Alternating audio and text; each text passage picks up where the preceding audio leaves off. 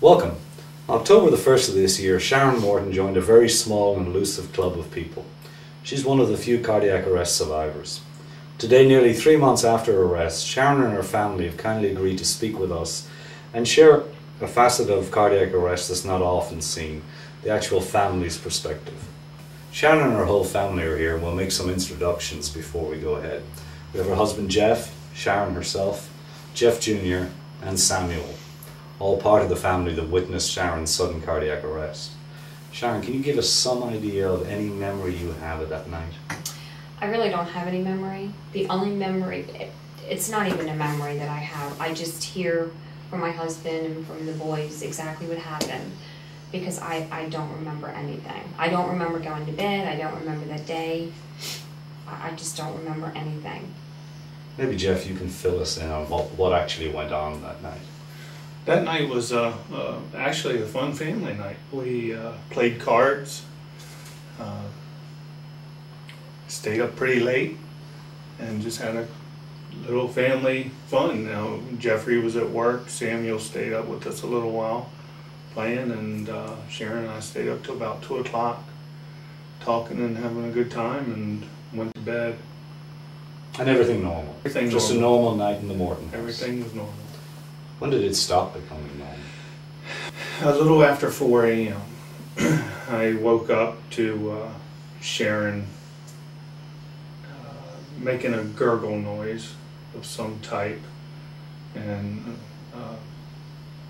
assessed to see if she was breathing, turned the light on and whatnot, and noticed that the bed was wet, everything was everywhere, and she had no motion, nothing, no pulse that I could find, and just started doing CPR, compressions, mistakenly on the bed at first, and until I could get some sort of life from her to go get the boys, to get help, to make a phone call.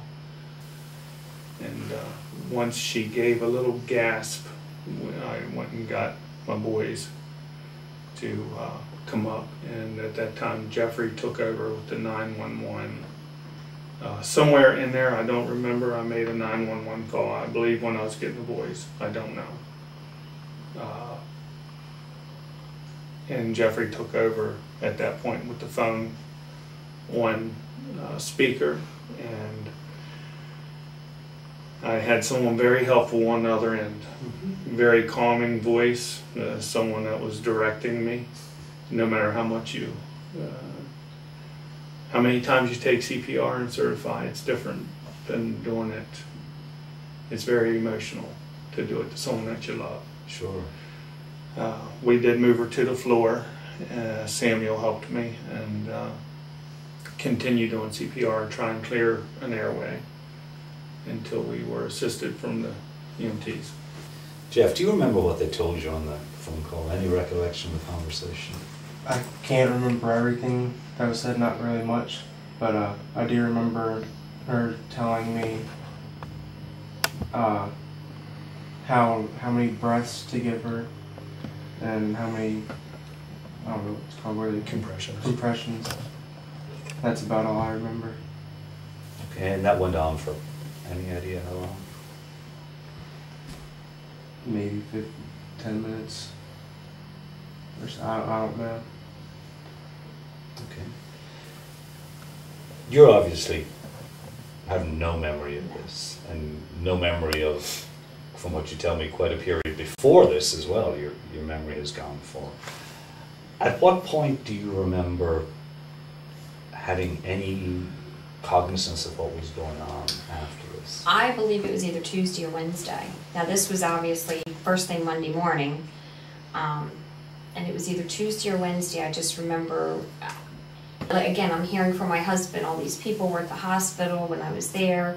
I don't remember everybody that was there to see me. I don't remember the boys being there. I think it was either Wednesday or Thursday. I remember talking to a friend of mine on the phone. I vaguely remember talking to her, because I had to question him. I said, did I actually talk to Shelley on the phone? And he said, yes, you did. And I vaguely remember that. And that's about it. And then I remember speaking to the doctors a little bit. That's really about it. I don't really remember a whole lot. Friday is my real good day. I remember them waking me up. They put a pacemaker and a defibrillator in. And then, I had surgery that day. My brothers came in from out of town, from Maryland, and I do remember that as well. So in that whole interim of time, obviously a lot of things have been going on that you folks have experienced, and she has no real recollection of them at all. Can you remember, all of you, or anyone that can answer this, do you remember what was going on once the paramedics arrived? Yes, I do. The paramedics, I feel terrible not remembering their names, stepped in immediately and advised me to get harder, you need to press harder, compress harder. And at the time I was pretty wore out, I guess, because I thought I was doing it right. And he just stepped in and took over and cleared way. We made room for her to get out of the house, for them to get her out. It was in a bad area. The room is in the very back and pretty well closed in, but they did a wonderful job.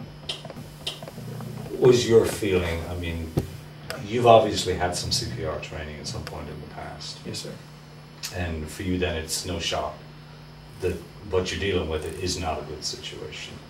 Like I say, she is one of that 5% nationally that survived this event.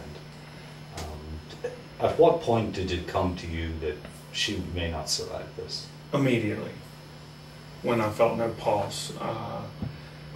Every year we cert for this at where I work, and I'll tell you, it has not mentally prepared me for a family member what you're gonna go through, but it does prepare you to save a life. Immediately I knew it was a bad situation. Was there any point where you had any doubt what you had to do? Never. Never. It was very clear to you right from the start. Absolutely. This is what needed to be done. And you boys come up from, you were saying you all, your rooms are in the basement. Right. So the two of you come up, what do you see going on in the house when you show up? Obviously you go to the phone and you're busy talking to the 911 center, but you're still seeing what's going on between the medics and your mom and your dad. And what's your recollection, both of you? I just remember seeing her on the floor. By the time I got upstairs, they already had her on the floor doing CPR. That's all I really remember, just seeing her on the floor, not moving, and my dad giving her CPR. And yourself? When I came upstairs and to the room, I just remember seeing her just laying on the bed, not moving. I didn't realize it was that bad until I had actually gotten upstairs.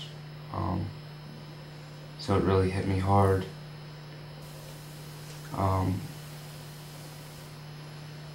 From that point, me and my dad grabbed her and I helped put her on the floor, and a couple minutes after him doing CPR while she was on the floor, the 911 operator had told us, to put her on our side to try to open an airway. And that's really all I remember up until the paramedics got there.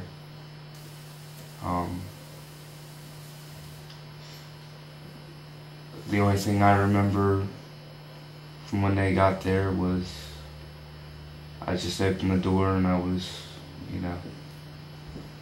trying to get them in there as fast as I could. When they show up, is there a feeling of relief? Help has arrived? I think to me it just made it more real. Made me realize the situation was very bad.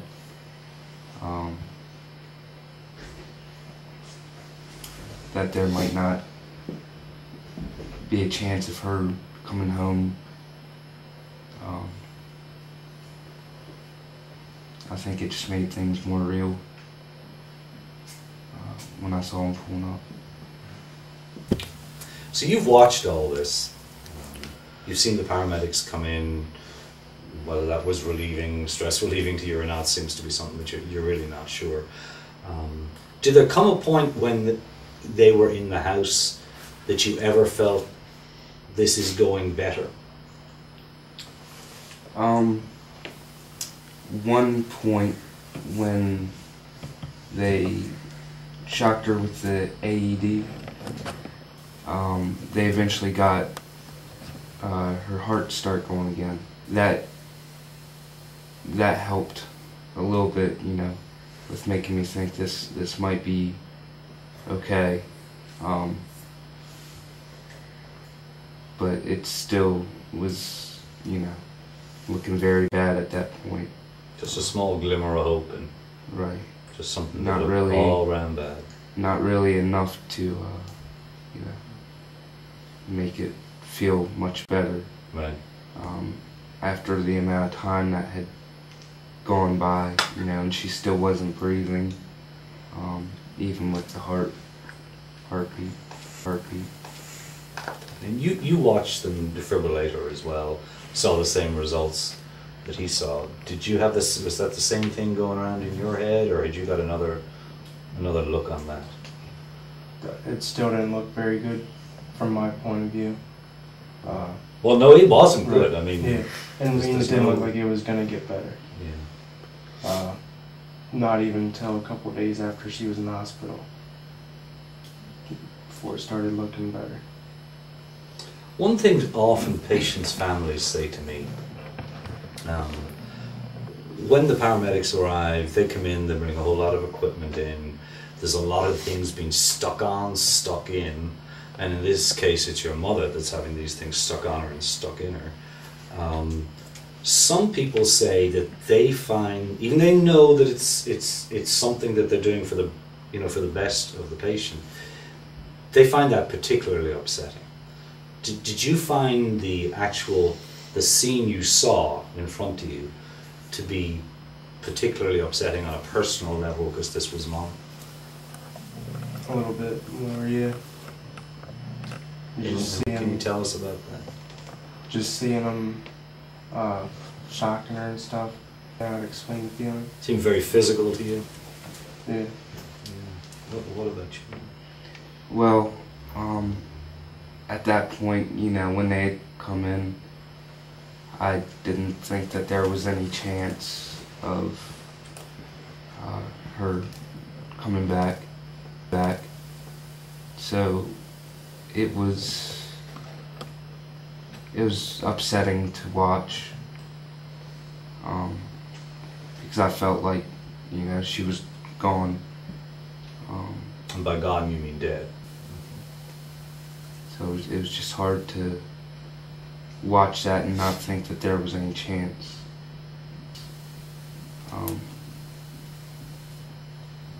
So Jeff, you're here. You're taking care of your wife. To some degree, you're taking care and watching over your boys. You have all this weight and pressure on you. What were your feelings at the time? Not necessarily in regards to what Sharon's outcome would be, but to what your boys were saying. Just that we need to stick together as a family and get through this. Never give up. Never give up.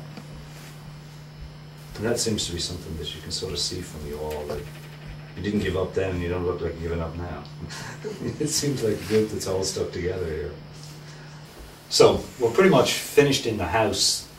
You boys have given me your story of what went on and your participation in helping Dad with Mom, and you're on the 911 phone talking to the 911 dispatcher. out of the picture at this point. Exactly. So we'll come back to you. They leave the house. What's going on in your mind then? Fear that I'd never see her again. What about you boys? Pretty much the same thing. Didn't think we were gonna see her. I was just in disbelief that any of it was happening because there was no signs, leading up to it. You said earlier on you sort of didn't believe it was happening, and it was to some degree, using my words, a bit of a blur. At this point, does it come to you, or anytime soon to come to you, that this is for real? Right before we left the house, I had realized, this is 100% real, this is all happening. Still trying to figure out at that point exactly what was going on, because everything was a blur. So do you all go to the hospital, or does it come a period of time where you all hang out together, and then go, or how does that work for you all? Well, after the ambulance left, we stood in the kitchen with the police officers, Mm-hmm. and we pretty much got there a few minutes after them. They were just trying to calm the situation down. Everybody was very helpful through the process, but it was imperative to me that my wife and best friend is okay, but at the same time that our children are taken care of through this. And, at that time, we just pulled together and spoke to each other about what was going on. Is there a time where Dad has to have a conversation with the boys? Yes, on the way to the hospital. What was that conversation, if you'd let us know? I told him I didn't know if she was going to be back, and that we just need to stick together. That's your recollection of it? Pretty much? Just remember him saying,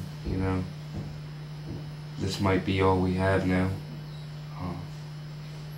Meaning the three of you. And that we need to stick together. So you get to the hospital, and bad situation, but Mm-hmm. you've made it to the hospital, which is better than you were telling us you thought was going to happen right Sure. up front. Tell me about the situation when you get there, your ability to get information and process that and then relay it back to the boys. Well, everybody was very helpful. I mean, from the moment that we got into the hospital, we had support from the other officers from work. We're there almost immediately. To the doctors. The trauma doctor came out and briefed us when he had a chance and told us as soon as he could, he would bring us back and send some people back to talk to us and see if we needed any help getting through this. Because at that time she still wasn't capable of getting a breathing tube or anything, and things weren't looking too good. But the doctor was very caring and continued to fill us in, walk us through the whole process. It was, looking back, the worst situation I've ever gone through and ever hope I ever go through, but the best care through the whole process from the phone call, the person on the other end, to the paramedics showing up, to the hospital. We were very blessed with the care. Was that your same experience when you met the doctors, nurses, and staff in the hospitals? I I felt like she was in the best care, that they were going to do all that they could to help her, and they went beyond that, and that made it feel, made me feel safer about it, I guess. So the night progresses and moves into the next day, so to speak, and the night's pretty much over at this point. When did you as a group first feel this may actually work out? What degree it's going to work out to, but this may not have the bad end we thought originally. Well, I was teetering myself because I was pulled back in the room and at the hospital and briefed as to what to expect, and it wasn't good, but it's another thing I can't explain. When I was standing in the room with the boys and another officer from work, and just I felt as if everything was going to be, I just knew everything was going to be okay at that point. It was 11 o'clock Monday morning, and I went home and cleaned the bed. And because that was the mess I didn't want her to come home to. Maybe as my mental state wasn't good or what. But before we got back, she was waking up. Just making sure you didn't get in trouble is what you right. Covering tracks. Covering your tracks. And she was starting to wake up before we returned to the hospital. So when things started to go well, they went well quickly and rapidly progressed. Is that a fair way to say that? Bad for a long time, but once they turned the corner, things started to go well fairly quickly. Very well. Very quick. And then at some point here, you start to wake up. You have this memory of this telephone call. But that was not until Wednesday, because this was still Monday, and I don't remember anything. And like I said, even Wednesday was a big blur. I just vaguely remember speaking to a friend of mine on the phone. Now, are you guys talking to her during the period of time she has no memory of it? Oh, yeah. Yeah? So what's going on in your conversations? Even though you can say anything you want, but she doesn't remember it, so... Watch out. We were pretty much just telling her how much we loved her and glad to see that she's back up. And it was just weird because she turned her head and looked back at you, and it was like the first time she like I just walked in the room. So it wasn't easy to have a conversation or anything, but you just kept starting over again right. from square one. You had the same sort of conversations with her? Yeah, just telling her that I'm glad she's doing better and I love her. And was she conversing with you, even though she has no recollection of it? Not very much the first day, but the second day she started to, she started to talk a little bit more to me. She was trying to get words out, but she didn't really try to say too much to me on the first day. She was kind of just looking confused as to what was going on and trying to figure out. So, I would just try to tell her where she was, and just let her know that she's okay. So once she wakes up and looks like she's going to do well, do any of you know that she is one of 5% in the nation of out-of-hospital cardiac arrest survivors? Did any of you have any idea how quite rare this really is? I realized it was rare, but not that rare. Yeah. There is an agency, and I spoke to you the other day about the Sudden Cardiac Arrest Association, and it's a whole group of people, this club, this 5% club that you get to be a member of, all around the nation, made up of people who, like yourself, have survived intact and able to tell their stories. And it's a wonderful, it's suddencardiacarrest.org if you look on it. And there's a whole bunch of stories and testimonials from these patients. And just looking at this group here, this is the group that's on their page. Everybody, from guys your age to our age, and much older. And it's actually really kind of a refreshing page if you ever get a chance to have a look at it. And there are other people that have had a similar experience. And one of the things people say to me is, well, who am I going to talk to about this? There's nobody around here who's been dead once and not now. It's kind of short to find those people around. And they do that. It's great. It's a network for them because everybody has had this same experience. And to some degree or other, what you've all said tonight is pretty much exactly what they all say.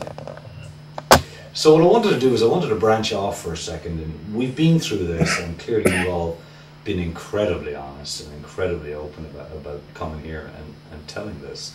But one of the reasons we're here today is to try and increase public awareness of some very simple things that made this possible and can make it possible for many other people.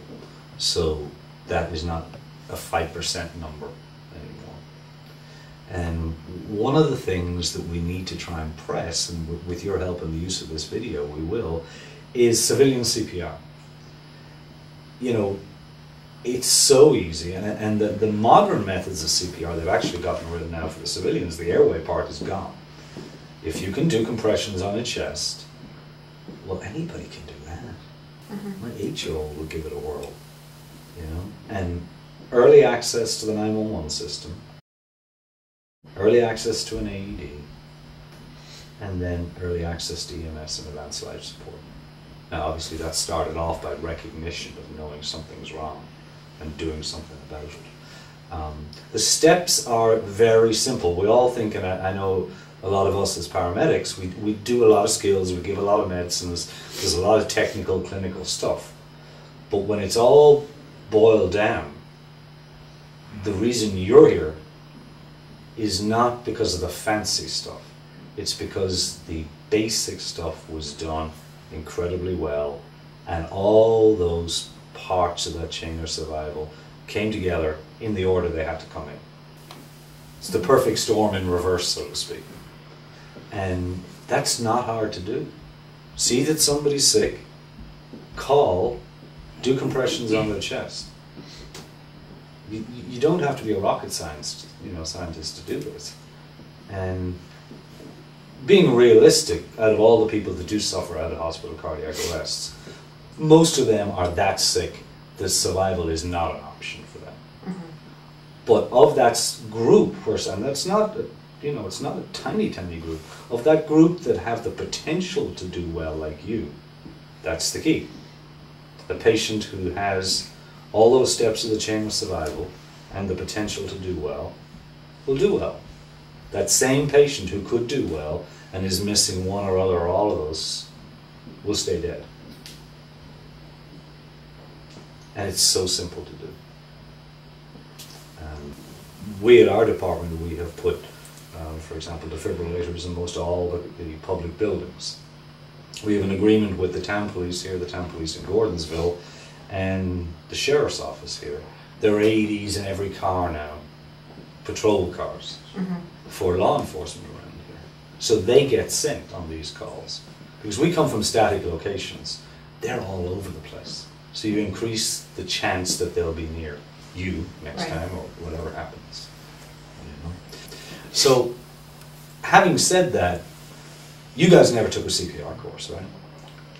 No. Do you think you'll take one now? I'm going to now, definitely after this. Why? Anything can happen, and you don't know when.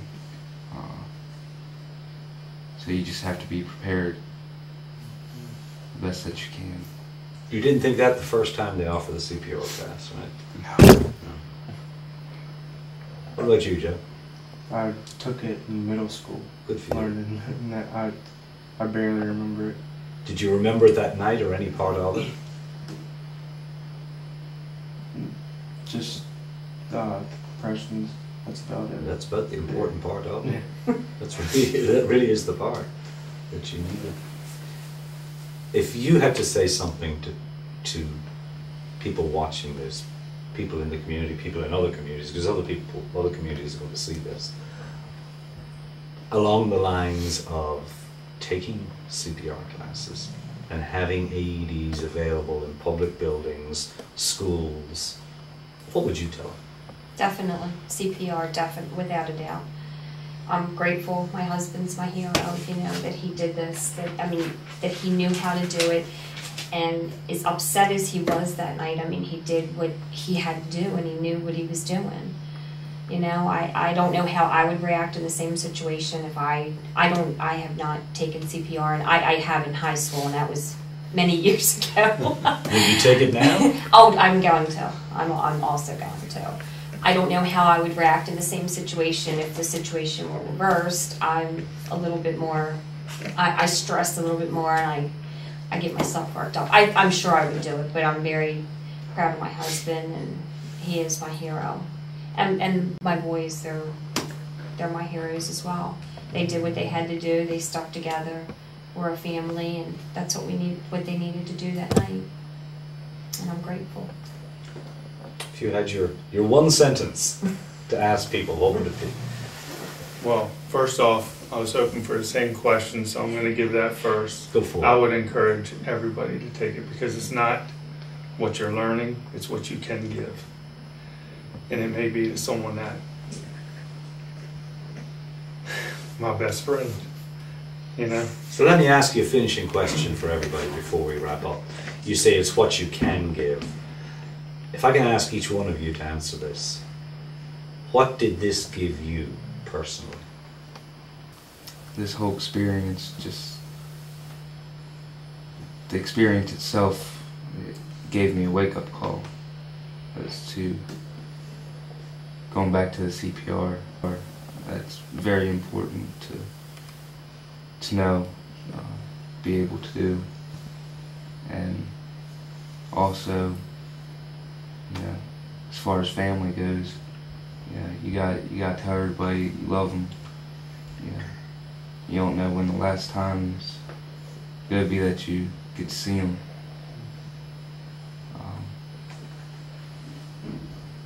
Big wake-up call. Apart from the obvious, what did you get out of this? Like Sam just said, the family sticking together, and I have my second chance at, you know, doing everything. And like he said, before you go to bed at night or whatever, say you love, you know, tell people you love them, and just you never know. You just never know what's gonna happen. Because I was doing okay, and this happened.